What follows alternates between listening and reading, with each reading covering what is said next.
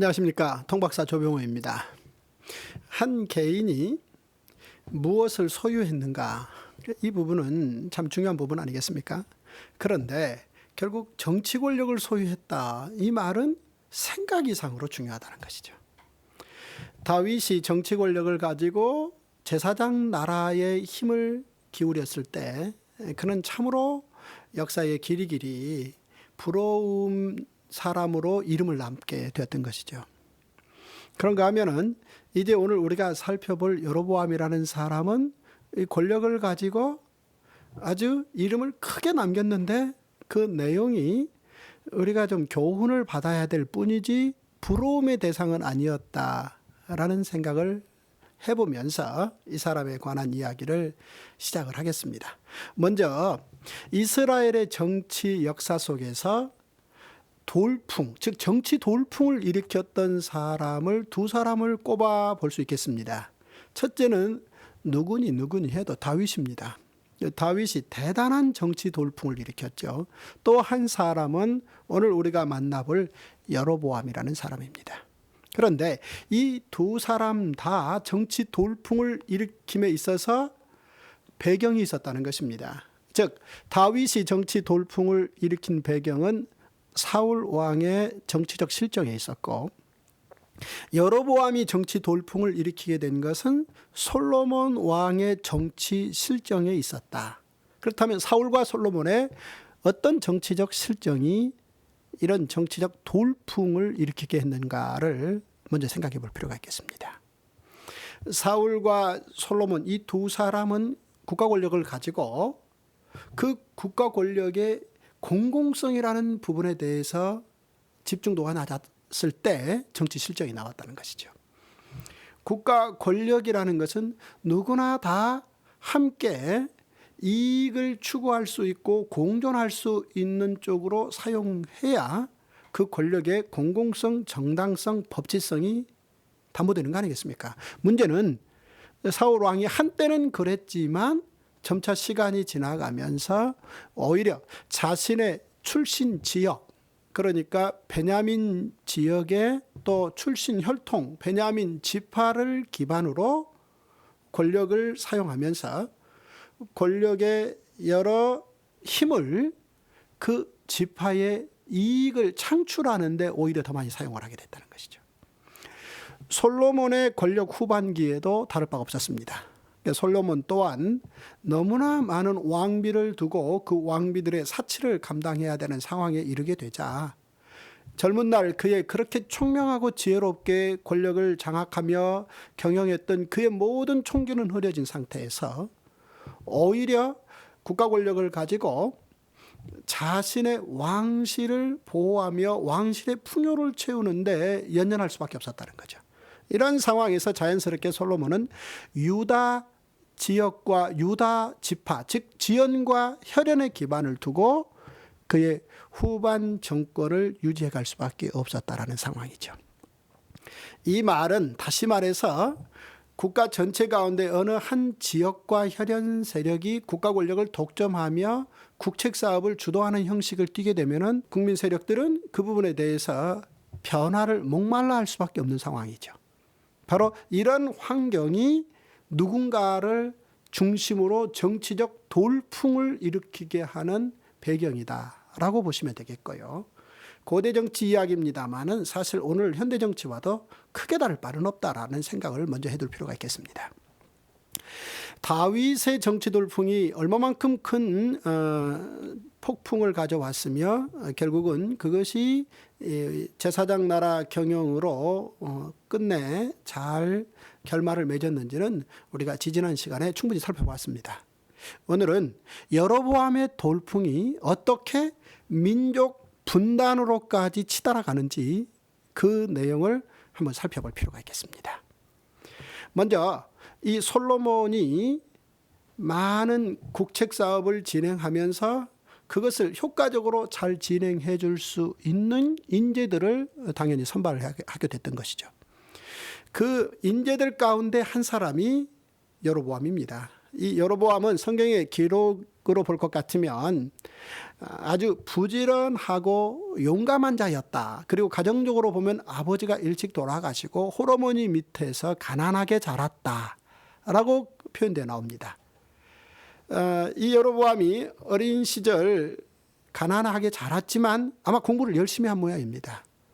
그리고 그 월등한 왕 솔로몬에게 중요한 국책사업을 도맡아 할 수 있는 어느 중대 책임 자리까지 오를 수 있었다는 얘기는 아마도 굉장한 능력을 발휘했고 그의 리더십이 인정된 사람으로 여겨집니다. 결국은 성경의 표현대로라면 솔로몬의 신복의 자리에까지 이르렀다는 것이죠. 왕 곁에서 왕을 돕는 사람은 여러 가지 형태로 많겠죠. 하지만 왕의 신복의 자리에 이르렀다. 왕의 그 측근 권력의 핵심의 자리에 이르렀다. 이런 사람은 손에 꼽힐 만큼 적습니다. 그런데 여로보암이 드디어 솔로몬의 신복이 되었던 것이죠. 그런 상황에서 오히려 이제 성경의 표현을 따를 것 같으면 이 솔로몬의 실정이 반복되는 것 가운데 여로보암이 바른 말을 하게 됐던 모양입니다. 그래서 솔로몬의 신복에서 여로보암이 솔로몬의 정적으로 바뀌어버렸다는 것이죠. 지금처럼 야당을 이 국가 경영의 효과적인 방법의 하나로 국가에서 국민들이 충분히 지지하고 모든 정치적인 미래를 위해서 국민들의 이 국가 경영의 효과적인 방법으로 지원해서 세워가는 오늘날 현대 정치 형태에서의 정적은 즉 야당은 대한 세력입니다만 고대의 왕정 시대의 왕의 정치적 대적자 정적이란 얘기는 이거는 있을 수 없는 상황입니다. 그런데 결국 여로보암이 솔로몬의 신복에서 솔로몬의 정적으로 바뀌게 된 것이죠. 당연히 솔로몬이 그를 가만 놔둘 리가 없습니다. 따라서 그를 죽이겠다라는 수순을 밟아가는 것이죠. 여기에서 생명의 위협을 느낀 여로보암은 솔로몬의 통치 범위가 미치지 못하는 애굽으로 정치적 망명을 떠납니다. 그래서 솔로몬이 죽기까지 애굽의 시삭 왕의 정치적 보호를 받으면서 거기에서 시간을 보내게 됩니다. 아마 애굽의 시삭 왕이 여러 가지 면에서 여로보암을 보호했던 것 같습니다. 사실 이게 잘못하면은 이게 솔로몬과의 국제 관계가 많이 어긋날 수도 있는 문제 아니겠습니까? 그럼에도 불구하고 나름대로 애굽의 시삭 왕은 여로보암을 보호함으로 말미암아 미래의 어떤 변화 속에서 이익을 챙길 수 있는 기회가 있을 것이다 라고 판단을 한 모양이고 이런 정치적 판단 끝에 여로보암은 솔로몬이 죽을 때까지 거기에서 안전하게 보호를 받을 수 있었다라는 사실이죠. 결국 솔로몬이 죽습니다. 죽고 난 후 솔로몬의 아들 르호보암이 솔로몬의 뒤를 이어서 왕이 되는데요. 40 초반에 왕이 된 르호보암은 여러 가지 면에서 마치 아버지가 권력을 놓고 세상의 여러 사람들이 가는 방식대로 가기를 즉 죽어가기를 기다렸다는 듯이 자신의 이 정치적 포부를 아주 강력하게 밝힙니다. 이런 상황에서 이제 솔로몬의 정치에 대해서 굉장한 부담감을 가지고 어려움을 겪었던 수많은 사람들, 특히나 솔로몬이 남쪽 유다 지파 사람이지 않습니까? 그런데 북쪽의 여러 10지파들은 오랫동안 솔로몬의 후반기 내내 불만이 많았던 사람들인데 이 사람들이 드디어 움직이기 시작합니다. 이들이 모여서 바로 애굽에 있는 여로보암에게 전가를 보냅니다. 귀국하라는 것이죠. 그래서 귀국한 여로보암은 북의 그 10지파의 대표자들과 아주 중요한 정치적 화합을 갖고 난 후 이제 새롭게 국정을 도맡은 솔로몬의 아들 르호보암에게 국정 쇄신안을 들고 가서 요구하게 됩니다. 정치적 쇄신을 하자는 것이죠. 드디어 르호보암이 정권 초기이기도 하니 여러 가지 상황에서 열 지파가 나름대로 여로보암을 중심으로 만들어서 들고 나온 국정 쇄신안에 대해서 어느 정도 들어는 줍니다. 그리고 그 자리에서 판단을 내리지 않고 3일 정도의 시간을 나에게 달라라고 한 발 물러서는 것이죠. 그리고 답을 주겠다는 것이죠. 드디어 르호보암 왕이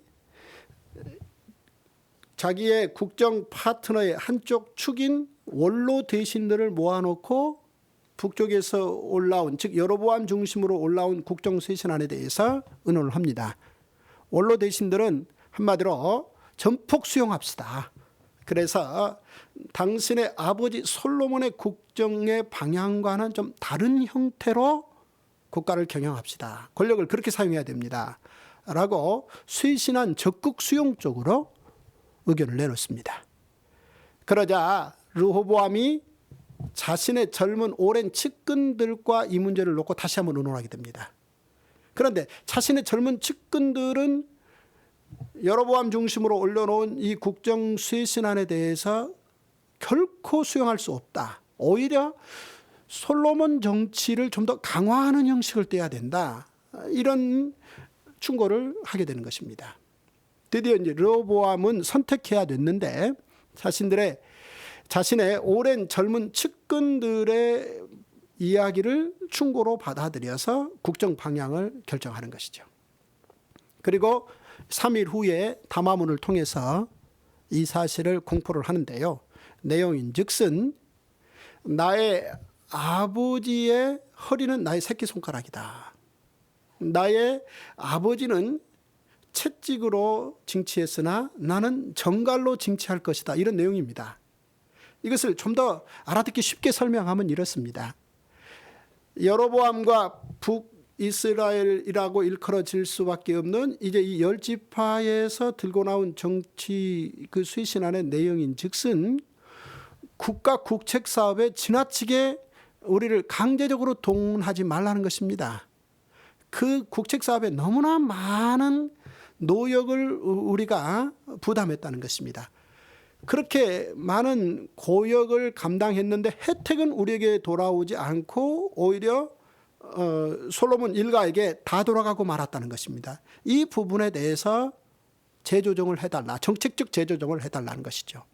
그런데 르호보암 왕은 그렇지 않겠다는 것입니다. 더 단호하게 자기 아버지 솔로몬이 진행시켰던 그런 방식으로 더 강력한 국가를 경영하겠고, 왕실에서 요구하면 그 요구한 대로 국민들은 최선을 다해서 오히려 더 순종해서 거기에 모든 힘을 보태라, 이런 요청인 것이죠. 만약에 여기에 저항을 할 것 같으면, 즉 솔로몬 왕 때 이런 저항이 있었고 솔로몬은 이런 저항을 어떤 합리적인 방안으로 해결을 한다든지 이런 방식을 취하는 게 아니라 채찍을 썼다는 것이 입다물어 라는 형식이었다는 것이죠. 그런데 이 솔로몬 왕은 겨우 채찍을 사용했는데 솔로몬의 아들 르호보암은 채찍 대신에 정갈을 사용하겠다는 것입니다. 채찍은 맞으면 아프고 또 혹은 살이 좀 뜯기는 그런 아주 고통이 있을 수 있겠습니다만 그래도 살려는 두지 않습니까? 하지만 르호보암 왕은 오히려 전갈을 사용하겠다는 얘기는 저는 아플 겨를도 없이 전갈을 물리면 죽습니다. 이렇게 강력하게 자신이 내놓은 국가정책에 대해서 무조건적으로 따라야 된다. 이것이 내 국가 경영의 방식이다 라고 아예 담화문을 통해서 공포한 것입니다. 당연히 이제 다음 수순에서 정치 돌풍이 일어나는 것이죠. 그래서 북쪽에 이 열 지파들이 여로보암을 중심으로 해서 확실하게 정치 돌풍을 일으킵니다. 즉 우리가 다윗의 집과 무슨 상관이 있겠느냐라고 확실하게 구분을 선언하고 나오면서 그러면 새로운 나라를 만들겠다 이렇게 나오게 되는 것이죠. 물론 그 중심에는 여로보암이 있게 되고 드디어 여로보암이 국가를 세우게 되는 것입니다. 그런데 바로 이때 하나님께서는 바로 여로보암에게 그리고 남쪽의 르호보암에게 동시에 말씀을 하십니다. 먼저 이제 분단으로 한 민족이 두 국가로 치달아가는 이 상황에서 하나님은 여로보암에게 말씀하시기를 너에게 10지파를 경영할 수 있는 국가 경영권을 줄 터인데 문제는 여기에 어느 만큼의 제한적 국가 경영권을 주겠다라는 내용입니다. 즉 다시 말해서 너 여로보암이 중심이 되어서 이제 남쪽에 있는 르호보암 왕을 폐위시키고 그 지역까지 너가 다스리는 게 아니고 남쪽에 있는 예루살렘을 중심으로 한 유다 지파와 그 다음에 그 옆쪽에 있는 베냐민 지파는 하나로 묶어서 또 다른 나라 국가 경영 형태로 놔두게 하겠다는 것입니다. 그리고 여로보암 너를 중심으로 10지파를 경영할 수 있도록 기회를 주겠다. 그런데 단순히 10지파를 경영할 수 있는 기회를 주는 것이 아니라 이 10지파를 잘 경영하면 내가 다윗에게 축복하며 그를 돌보았듯이 너에게도 그런 기회를 주겠다라는, 사실 여로보암 입장에서는 백성들의 지지 기반 속에 현실 정치 돌풍을 일으킬 수는 있었겠습니다만 문제는 하나님의 허락이 있느냐 없느냐가 문제인데 하나님께서 그렇게 다윗에게 주셨던 축복의 연장선에서 너에게 국가를 경영하며 너의 후손들에게도 그런 기회를 제공하겠다라는 막대한 막중한 상상할 수 없는 제안을 받았다라고 볼 수 있겠습니다. 문제는 이제 여로보암이 어떻게 하나님의 이 제안을 풀어가느냐, 바로 이 부분이 남아 있고요. 여로보암이 이렇게 백성들의 지지 기반 위에 그리고 하나님의 허락하에 10지파를 중심으로 북이스라엘이라는 국가를 창건을 하자, 이 부분이 이제 르호보암 왕에게는 당연히 반란으로 보이는 거죠. 반역으로 보이는 것입니다. 르호보암 입장에서는 이 부분을 어떤 식으로건 해결을 해야 되는데 자신의 입장에서는 이 부분을 해결하기 위해서 유다 지파와 베냐민 지파 이 두 지파를 중심으로 이 토벌대를 모집하는데 18만 명 정도가 바로 여기에 징집되어집니다. 이 18만 명을 거느리고 가서 여로보암의 저 반역 세력들을 서둘러 진압하고 전체 국가를 자신이 또 지배하겠다라는 계획을 진행시켜 갑니다. 바로 이때 하나님께서 선지자를 통해서 르호보암 왕에게 메시지를 주십니다. 내용인즉슨 이 국가 분립이 내가 허락한 것이다라는 것이고, 따라서 이제 이 18만 명의 군대를 이끌고 가서 여로보암과 싸우지 말고 여기에서 싸움을 멈추라는 것입니다. 그러면서 하나님께서 하시는 말씀이 형제끼리 싸우는 건 옳지 않다라는 말씀까지 하시게 되는 것이죠. 참으로 다행스러운 것은 르호보암 왕이 이 제안을 받아들여서 군대를 출전시키지 않았다는 것이죠. 해서 결국은 바로 이 남북이 분단되어서 한민족 두 국가가 된 상황에서 바로 이 동족 상잔의 혈투는 벌어지지 않았다. 그런 상황에서 이제 한민족은 두 국가 체제를 가지고 시작을 했다라고 볼 수 있습니다. 자, 여기에서 또 하나 우리가 생각해 볼 것은, 그러면 왜 베냐민 지파는 남쪽의 유다 지파와 함께 갔는가라는 생각이 남습니다. 왜냐하면 이 베냐민 지파는 거슬러 올라가 보면은 지금 여로보암이 에브라임 지파를 중심으로 10지파를 묶어서 북이스라엘이라는 나라를 창건했는데, 뿌리를 거슬러 올라가 보면 이 에브라임 지파는 요셉 지파에 기반을 둡니다. 즉 요셉의 두 아들이 있는데 한 아들은 므낫세고 한 아들은 에브라임이지 않습니까? 그런데 바로 이 에브라임 지파가 워낙 득세하고 강대해져서 그 지파가 정치적 리더십을 발휘해서 나머지 9지파가 그 리더십에 동조하는 형식으로 국가를 꾸릴 수 있었다는 것이죠. 그런데 이전에 올라가서 보면은 창세기에서 우리가 알 수 있는 사실입니다만은, 볼 수 있는 사실입니다만은, 요셉과 베냐민의 관계는 어떻습니까? 한마디로 라헬이라는 여인을 통해서 두 아들이 나왔는데 한 아들이 요셉이요 한 아들이 베냐민 아니겠습니까?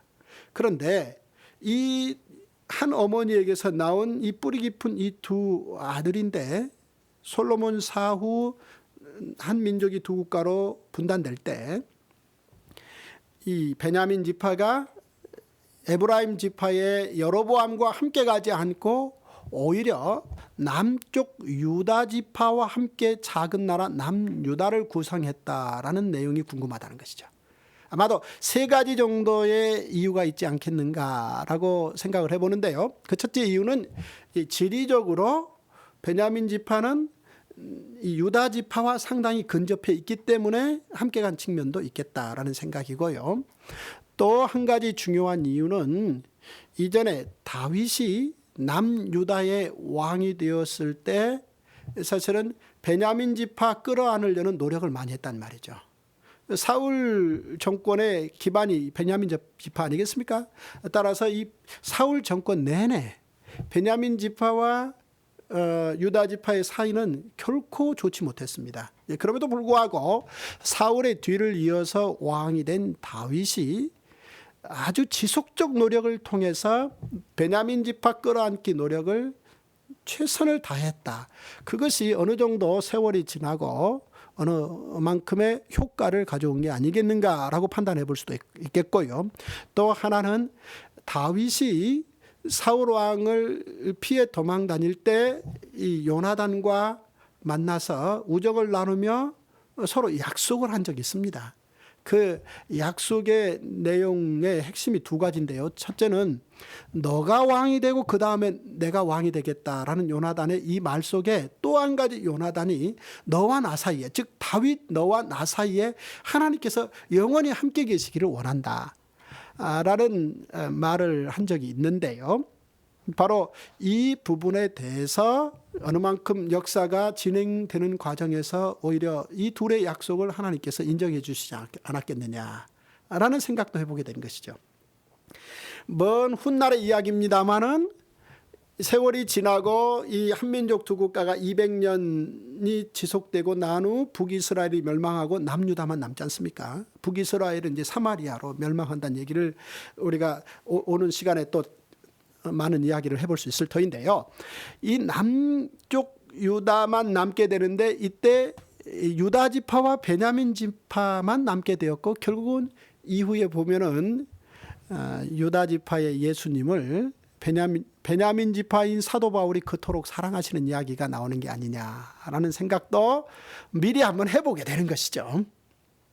어쨌든 드디어 여로보암이 남들이 부러워할 만한 정치적 성과를 거두는 것이죠. 솔로몬의 신복에서 정적으로 바뀌었을 때 망명해야 될 만큼 사실 자신의 정치적 입지는 불안했고 항상 목숨의 위협을 느꼈지 않습니까? 그럼에도 불구하고 그가 여러 이 변동 상황에서 정치적 돌풍의 주인공이 되었고 10지파의 왕이 되었다는 얘기는 상상을 초월할 만한 정치적 성공을 거둔 것이다 라고 볼 수 있겠습니다. 간단하게 수치적으로만 비교해 본다 할지라도 이렇습니다. 남쪽은 2지파이고 북쪽이 10지파란 얘기는 경제적인 측면에서 보면 남쪽이 1년에 약 한 2조억 정도의 세금이 수납이 된다면 북쪽은 10조 원 정도의 세금이 모아진다는 것이죠. 그런가 하면 남쪽이 2지파란 얘기는 군대가 약 한 20만 명이라면 북쪽이 10지파란 얘기는 군사력이 100만 명이란 얘기입니다. 그러니까 국가 경영에 있어서 가장 실질적인 두 축이 경제력과 군사력인데 이 두 가지 면이 남유다에 비해서 북이스라엘은 5배의 강력한 나라라는 것입니다. 우리가 충분히 짐작해 볼 수 있겠습니다만 다윗 왕궁과 솔로몬 왕권을 생각한다면 그들이 얼마나 실로 대단했던지 주변의 모든 나라들이 오히려 눈치를 보고 다윗 왕국과 솔로몬 왕국에서 하고자 하는 모든 일에 어떤 형식으로든 동조를 해야 되는 그런 국제정치의 리더십을 발휘하고 있었지 않습니까? 바로 그 기반의 거의 90%가 여로보암에게 갔다는 것이죠. 따라서 여로보암의 이 현실 정치적 성공은 실로 대단했고 그는 가난한 집에서 태어난 어찌 보면 다윗 같은 그 청소년 시기를 보낸 그로서 장년의 시기에 그만큼 정치적 돌풍을 일으키고 성공을 거둔 사람은 적어도 이스라엘 전체 역사에서 다윗 다음에 여로보암밖에 없다라고 할 정도로 대단한 입지를 굳힌 사람이다 라고 평가할 수 있습니다. 이제 그런 그가 어떻게 이 일을 이제 국가적 경영으로 잘 진행시켜 가느냐가 궁금한데요. 제가 앞서 말씀드린 대로 정치적 돌풍이라는 측면에서는 다윗과 충분히 비교가 되나 이후에 역사에 남긴 정치적 영향력의 순기능이라는 측면에서는 교훈 정도 남지 어떻게 좀 부러워해야 될 그런 내용은 없다라고 말씀드렸는데, 바로 여로보암이 그 대단한 군사력과 경제력을 가지고 그의 국정 방향을 세 가지 면에서 재조정했기 때문입니다. 첫째는 여로보암이 북쪽 10지파 사람들과 남쪽에 있는 예루살렘과 관련을 맺지 못하게 하겠다, 이 선택을 하는 것이죠. 하나님께서 선지자를 통해서 여로보암에게 10지파의 중심의 국가 이 설립에 대해서 정당성을 부여하면서 앞으로 잘해봐라, 잘만 하면 너에게 월등한 축복을 주겠다라고 말씀하셨던 굉장히 중요한 조건 중에 하나가 예루살렘과의 관계를 돈독히 하라는 것이었습니다. 즉 한민족 두 국가로 분단이 되어서 왕도 따로이고 국가의 통치 명령도 따로따로 진행되나, 그럼에도 불구하고 예루살렘에 여호와의 이름을 두려고 택한 성전이 있는 거로 이 성전을 중심으로 그 10지파의 성인 남자들 가운데 20세 이상 싸움에 나갈 만한 정도의 책임 있는 사람들은 예루살렘 성전에서 진행되는 1년에 3차례의 명절, 유월절, 오순절, 장막절 명절에 대해서 충분히 그 부분을 존중하고 예루살렘과 왕래하라는 것입니다. 그런데 여로보암은 이 부분에 대해서 스스로 두려워하게 되고, 성경의 기록대로라면 이 자신의 백성들이 남유다를 향해서 1년에 3차례 왕래하게 되는 경우 자신을 향했던 국민들의 정치적인 지지 마음이 남쪽의 르호보암 왕에게 건너갈까 봐 두려워했다. 따라서 예루살렘과의 관계를 단절시킨다, 이런 정치적 결정을 했다는 것입니다. 그 다음에 두 번째는 뭐냐면, 전통적으로 500년 이전부터 500년 동안 그 민족은 모세 때 시작된 레위인의 등장이죠. 레위인은 역사적으로 보면 한 지파에 불과했습니다마는 출애굽 사건을 통해서 레위인이 하나님의 율법을 가르치고 선도하는 부분에 책임을 진 장자적 역할을 하게 되는 것이죠. 따라서 어떤 혈통의 기반을 둔 왕권의 계승성보다는 율법에 기반을 둔 레위인들의 율법 교육이 그 민족의 핵심 존재의 방식입니다. 그런데 여로보암 왕은 북쪽에 있는 여러 레위 지파 사람들의 가르치는 역할을, 기능을 정지시키고 오히려 일반인들 가운데 그런 교육적 사명을 감당할 수 있는 사람들을 출연했다는 것입니다. 이게 이제 두 번째고, 세 번째는 결국 이제 이 예루살렘을 가지 못하게 했던 거로 북이스라엘의 한두 곳 장소에 예루살렘 대용의 산당을 세워놓고 그곳을 중심으로 오히려 어떤 종교적 삶을 살 수 있도록 이끌었다는 것입니다. 명절도 바꿔버렸다는 것입니다. 이렇게 중요하게 세 가지 정도 측면에서 그는 새로운 정치적인 개혁을 국가 경영 목적으로 단행시킴으로 말미암아 북이스라엘은 남쪽과 완전히 별개의 나라로 출발을 하게 되는 것이죠. 바로 이 부분이 여로보암의 길입니다. 그런데 일찍이 하나님께서 여로보암에게 국가를 새롭게 시작할 수 있도록 기회를 주실 때 조건적으로 허락하셨다라고 말씀을 드렸지 않습니까? 그런데 그 내용인 즉슨 이미 적어도 북의 10지파는 경제력과 군사력 면에서 더할 나위 없이 남쪽과는 비교할 수 없을 만큼의 월등한 힘을 가졌는지라 적어도 현실적으로 그런 면에 전혀 두려워할 게 없는 상태에서 다만 그 민족이 오랫동안 천년의 뿌리를 가져온 그 민족이 특히나 500년 전에 시작된 이 법치의 상징인 법궤 그리고 그 법궤가 안치되어 있는 예루살렘 성전을 중심으로 경제적, 군사적, 정치적 분단보다 더 넘어서 한 민족이 가지고 있는 민족적 공감대와 존재 방식에 대해서는 존중하라. 이것이 10지파에게 10지파의 왕이 되라고 말한 하나님의 그 어떤 조건이었고 이 조건을 여로보암이 수용한다면 하나님께서 지속적으로 다윗에게 허락했던 복을 주시겠다라는 얘기죠. 사실은 지금 로보암이 예루살렘을 지배하는 중요한 이유 가운데 하나는 하나님께서 다윗에게 복을 주셨다는 것이죠. 그의 후손들이 여호와의 성전에서 불을 계속 밝히리라 라는 약속을 하나님께서 다윗 때 하셨는데 그 연장선에서 사실 그 후손이 복을 받고 있다라는 내용 가운데 하나라는 것이 그 여로보암에게 하나님께서 말씀해 주신 여로보암도 너의 후손이 받을 수 있는 물론 그 내용은 다릅니다만은 그 어떤 그 형태라는 측면에서 복을 받을 수 있는 것이다라고 약속했던 부분이었던 것이죠. 그런데 여로보암은 이런 부분에 대해서 다 잘라내고 새로운 자신의 통치 방식을 들고 나왔고 이것이 바로 여로보암의 길이었다. 정치 돌풍의 주인공 여로보암은 바로 이렇게 하나님께서 허락한 조건에 대해서 거부하는 형식으로 자신의 정치 방식, 즉 하나님을 섬기는 이 깊은 방식을 정치 이데올로기화했다. 자기 권력을 지킬 수 있는 수단의 색깔로 변질시켰다. 이렇게 표현할 수 있겠습니다. 이런 상황에서 이제 드디어 애굽에 있는 시삭 왕이 움직입니다. 군사를 움직여서 오히려 남유다 예루살렘을 침공합니다. 얼마 전까지만 해도 공주를 솔로몬에게 바쳤던 나라 아니겠습니까?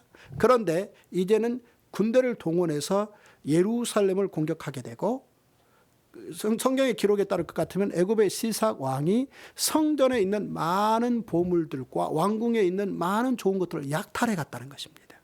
왜 이런 일이 벌어진 것입니까? 결국 남과 북이 분단됐기 때문이시죠. 즉 이미 남쪽의 군사력은 상실된 상태에서 북쪽으로 군사력이 갔기 때문에 애굽 왕 시삭이 얼마든지 예루살렘에 넘어올 수 있었다는 얘기입니다. 이 부분을 또 다른 관점에서 보면 북이스라엘의 여로보암이 묵인 내지 방조했다는 것이죠. 둘 사이가 망명 시절에 좋았다라고 말했는데 왜 그랬는지 이해가 가는 것이죠. 그래서 이 묵인 내지 방조함으로 말미암아 애굽의 군대가 와서 이 성전에 있는 기명들을 가져갔다는 거죠. 여기서 우리가 분명하게 알아둬야 될 것은 적어도 예루살렘의 성전의 그 기명들은 남쪽 왕과 백성들만의 보물이 아니고 이것은 북쪽의 자신과 자신의 백성들 전체의 보물이었다는 것이죠. 따라서 어떤 상황에서라도 적어도 예루살렘 성전만큼은 그의 군사력을 사용해서 보호했어야 된다는 거죠. 그렇지 못한 결과로 애굽 왕 시삭이 성전과 왕궁에 있는 좋은 것들을 다 애굽으로 가져갔다라는 이야기고 이 이야기의 핵심은 여로보암이 하나님과 하신 약속에 대해서 거부했다. 이런 결론이라고 말씀드릴 수 있겠습니다. 이후에 보면 바로 이 여로보암이 걸어간 이 통치 방식에 대해서 향후 남쪽과 북쪽 합해서 40여 명의 왕들 가운데 35명 정도의 그런 방식으로 권력을 사용했다는 것이죠. 권력을 제사장적 나라의 통치 방식으로 사용한 왕들은 겨우 약 한 5명 정도에 불과하고 오히려 후배 정치인들인 왕들이 주로 여로보암 왕의 길을 선호했다. 이것이 200년의 남북 분단의 내용이고 바로 남북이 분단되자마자 애굽 왕 시삭이 와서 예루살렘 성전의 기명들을 가져갔듯이 이런 형태로 남북 분단이 결국은 아수르라는 제국이 등장할 수 있는 틈새를 제공했다. 여기까지 오늘 여러분과 살펴봤습니다. 다음 시간에는 아수르와 사마리아 공성전, 본격적으로 아수르 제국이 어떻게 사마리아의 경계를 허물면서 역사를 변동시켰는지 그 내용을 살펴볼 수 있도록 하겠습니다. 감사합니다.